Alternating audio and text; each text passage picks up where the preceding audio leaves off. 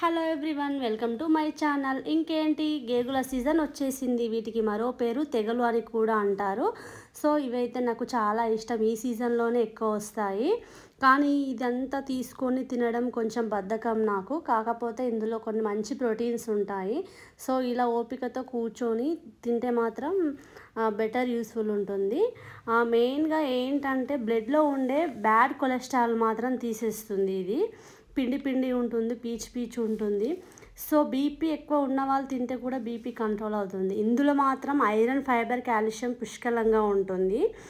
ఇది మామూలుగా ఎక్కువ వీటిని తెగలు అని కూడా అంటారు. మేమైతే మా చిన్నప్పుడు చాలా తినేవాళ్ళము.